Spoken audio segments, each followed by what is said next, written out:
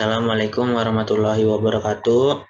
Perkenalkan, nama saya Nanda Ridho Nugroho, kelas 10 IPS 4. Saya akan membahas tentang fenomena sosial yaitu white collar crime atau kejahatan kerah putih. White collar crime sendiri adalah menurut Edwin H. Sutherland adalah white collar crime merupakan kejahatan yang dilakukan oleh seseorang yang sangat terhormat dan berstatus sosial tinggi di dalam pekerjaannya. Tindakan kejahatan ini dapat terjadi di dalam perusahaan, kalangan profesional, perdagangan maupun kehidupan politik. Dan adapun motivasi di balik kejahatan ini adalah untuk finansial untuk mendapatkan atau menghindari kehilangan uang, properti, atau layanan untuk mengamankan keuntungan pribadi atau bisnis. Nah, untuk contohnya sendiri ada banyak, yaitu adalah seperti korupsi, penyuapan, penipuan, pencucian uang, penggunaan aset publik untuk kepentingan pribadi, penjualan gelap, dan penghindaran pajak. Nah, untuk pengertian pencucian uang sendiri adalah proses di mana oknum menyembunyikan atau menyamarkan hasil mereka dan membuat mereka tampak berasal dari sumber yang sah. Pencucian uang memungkinkan oknum untuk menyembunyikan dan mengumpulkan kekayaan, menghindari penuntutan, menghindari pajak, meningkatkan keuntungan melalui reinvestasi, dan mendanai kegiatan kriminal lebih lanjut.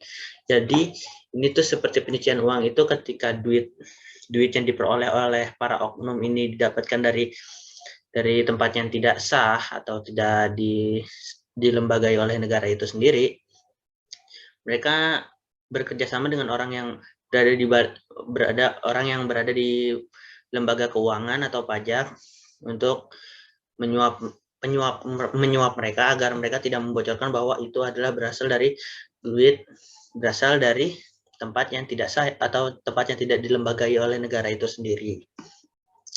Dan dampak dari white collar crime sendiri itu adalah menurunnya pendapatan negara dan meningkatnya hutang negara.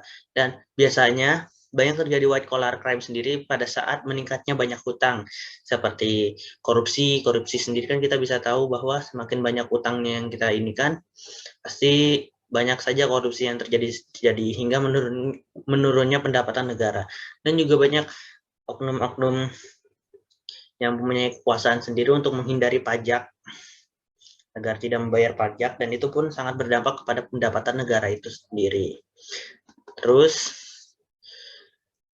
penggunaan aset publik untuk kepentingan pribadi itu sepertinya pulau yang tidak berpenghuni di negara ini dijadikan untuk aset publik, aset kepentingan pribadi, seperti menjadi pulau pribadi atau wisata untuk pribadi gitu dan lain-lain. Dan itu saja dari saya. Wassalamualaikum warahmatullahi wabarakatuh.